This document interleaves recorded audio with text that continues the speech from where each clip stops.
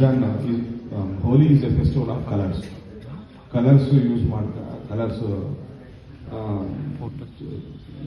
ಈ ರೀತಿ ಚಲ್ಲುತ್ತಾ ಸಂಭ್ರಮಾಚರಣೆ ಮಾಡ್ಕೊಳ್ತಾ ಇರ್ತಾರೆ ರೋಡ್ ಮೇಲೆ. ಯಾವುದಾದ್ರೂ ಮಸೀದಿಗಳಿಗೆ ಅಥವಾ ಯಾವುದಾದ್ರೂ ಬೇರೆ ಧರ್ಮದ ಟೆಂಪಲ್ಸ್ ಆಗಲಿ, ಬೇರೆ ಧರ್ಮದ ಮಸೀದಿಗಳಾಗಲಿ, ಏನಾದರೂ ನಿಮಗೆ ಅಭ್ಯಂತರಗಳಿದ್ದರೆ ದಯವಿಟ್ಟು ಮುಂಚಿತವಾಗಿ ನಾವು ಗಮನಕ್ಕೆ ತಗೊಂಡು ಬನ್ನಿ. ಲೈಕ್ ನಮ್ಮ ಮಸೀದಿ ಮುಂದೆ ಈ ರೀತಿ ಬಣ್ಣ ಹಾಕೊಂಡು ಹೋಗ್ತಾ ಇರ್ತಾರೆ, ನಮ್ಗೆ ಅದರಿಂದ ತೊಂದರೆ ಇದೆ ಅಂತ ನೀವೇನಾದ್ರೂ ಹೇಳಿದ್ರೆ ನಗರಸಭೆ ಅಧ್ಯಕ್ಷರ ಕಡೆಯಿಂದ, ಮುನ್ಸಿಪಾಲಿಟಿ ಅವರ ಕಡೆಯಿಂದ ನಾವು ಸಮ್ ವ್ಯವಸ್ಥೆಯನ್ನು ಮಾಡ್ತೇವೆ. ಸಮ್ ಕವರ್ಸ್ ಆಗಲಿ, ಅದ್ರ ಮೇಲೆ ಪಾಲಿಥಿನ್ ಕವರ್ಸ್ ಆಗಲಿ, ಪ್ಲಾಸ್ಟಿಕ್ ಕವರ್ಸ್ ಆಗಲಿ, ಏನಾದರೂ ಅಂಥದ್ದೇನಾದ್ರೂ ಮಾಡಿ ಸೊ ದಟ್ ಯಾವ ಧರ್ಮಕ್ಕೂ ಅವಮಾನ ಆಗದಂಗೆ ನೋಡ್ಕೊಳ್ಳೋಕೆ ನಾವು ಪ್ರಯತ್ನ ಮಾಡ್ತೇವೆ.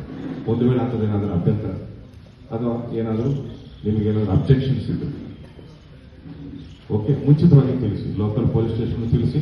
ಇಲ್ಲ ಲೋಕಲ್ ಪೊಲೀಸ್ ಸ್ಟೇಷನ್ಸ್ ಬೇರೆ ಬೇರೆ ಕೆಲಸದಲ್ಲಿ ಬಿಸಿ ಇದ್ದು ರೆಸ್ಪಾನ್ಸ್ ಮಾಡ್ತಿಲ್ಲ ಅಂದಾಗ ದಯವಿಟ್ಟು ನನಗಾದ್ರೂ ಒಂದು ವಾಟ್ಸ್ಆ್ಯಪ್ ಮಾಡಿ, ಇಲ್ಲಿ ಸ್ವಲ್ಪ ಈ ರೀತಿ ಮಾಡ್ತಾರೆ, ನಮಗೆ ಈ ರೀತಿ ಆಗಬಾರ್ದು, ಅನ್ನೆಸೆಸರಿ ಎರಡು ಕೋಮುಗಳ ಮಧ್ಯೆ ಮಿಸ್ಅಂಡರ್ಸ್ಟ್ಯಾಂಡಿಂಗ್ ಆಗಬಾರ್ದು ಅಂತ ಹೇಳಿ.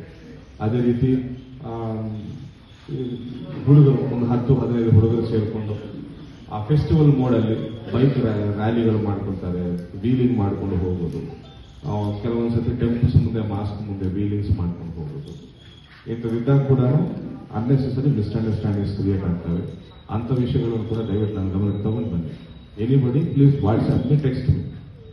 ಓಕೆ, ನೀವು ಸೋಷಿಯಲ್ ಮೀಡಿಯಾದಲ್ಲಿ ಅದನ್ನು ಹರಡಿಸುವುದು ಅಥವಾ ನೀವೇ ಖುದ್ದಾಗಿ ಒಂದು ವಾಟ್ಸ್ಆ್ಯಪ್ ಅಕೌಂಟಲ್ಲಿ ಅಥವಾ ಫೇಸ್ಬುಕ್ ಅಕೌಂಟಲ್ಲಿ, ಇನ್ಸ್ಟಾಗ್ರಾಮ್ ಅಕೌಂಟಲ್ಲಿ ಯಾವುದೋ ಒಂದು ಟ್ಯಾಗ್ಲೈನ್ ಬರೆದುಬಿಟ್ಟು ಇದನ್ನು ನಾನು ಬಹಳಷ್ಟು ಇದನ್ನು ವೈರಲ್ ಮಾಡಿಬಿಟ್ರೆ ನ್ಯಾಯ ಸಿಗ್ತದೆ ಅಂತ ಅಂದ್ಕೊಳ್ತೀನಿ. ದಯವಿಟ್ಟು ಯಾವ ವಾಟ್ಸಪ್ಪಿಂದ, ಯಾವ ಫೇಸ್ಬುಕ್ ಅಕೌಂಟಿಂದ, ಇನ್ಸ್ಟಾಗ್ರಾಮ್ ಅಕೌಂಟಿಂದ ನ್ಯಾಯ ಅಂತೂ ಸಿಗಲ್ಲ.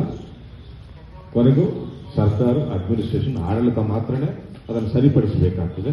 ಸೊ ದಯವಿಟ್ಟು ನಮ್ಮ ಗಮನಕ್ಕೆ ತಗೊಂಡು ಬನ್ನಿ. ಅಂಥದ್ದೇನಿದ್ರು ವಿ ವಿಲ್ ಅಟೆಂಡ್ ಮಾಡಿ ಶಾಂತಿ ಸಮಾಧಾನಗಳನ್ನು ಕಾಪಾಡುವ ಕೆಲಸ ನಾವು ಮಾಡ್ತೇವೆ ಅಂತ ನಾನು ವಿನಂತಿಸ್ಕೊಳ್ತಾ ಇದ್ದೇನೆ.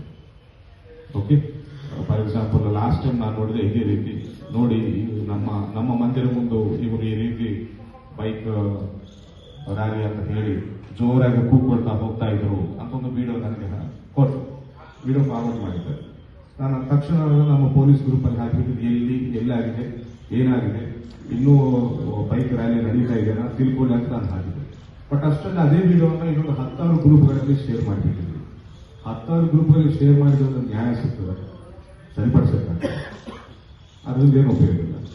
ಸೊ ದಯವಿಟ್ಟು ನಮ್ಮ ಗಮನಕ್ಕೆ ತಗೊಂಡು ಬನ್ನಿ ಅಂತ ನಾನು ನಿಮ್ಮನ್ನ ರಿಕ್ವೆಸ್ಟ್ ಮಾಡ್ಕೊಳ್ತಾ ಇದ್ದೇನೆ. ಅದೇ ರೀತಿ ಕೆಲವು ಹಬ್ಬಗಳಿಗೆ ನೈಟ್ 12, 1 ಗಂಟೆ, 2 ಗಂಟೆ ತನಕ ಪರ್ಮಿಷನ್ ಕೊಡಿ ಅಂತ ಕೇಳಿದ್ವಿ.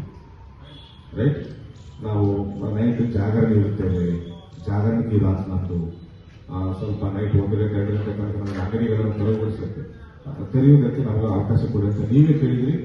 ಸೊ ಪಬ್ಲಿಕ್ ಸೆಂಟಿಮೆಂಟ್ಸ್ಗೆ ನಾವು ವ್ಯಾಲ್ಯೂ ಕೊಟ್ಟು ನಾವು ಕೊಟ್ಟಿದ್ದೇವೆ. ಸೊ ಅಂಥ ಸಂದರ್ಭದಲ್ಲಿ ಅಲ್ಲಿ ಲಾ ಅಂಡ್ ಆರ್ಡರ್, ಅಲ್ಲಿ ಶಾಂತಿಯನ್ನ ಕಾಪಾಡುವ ಜವಾಬ್ದಾರಿ ಯಾರಿಗಿರ್ತದೆ ಹೇಳಿ? ಅಂಗಡಿಗಳನ್ನು ಓಪನ್ ಮಾಡಿ ವ್ಯಾಪಾರ ಮಾಡ್ಕೊಳ್ತಿರುವ ವ್ಯಾಪಾರಸ್ಥರ ಮೇಲೆ ಇರ್ತದೆ.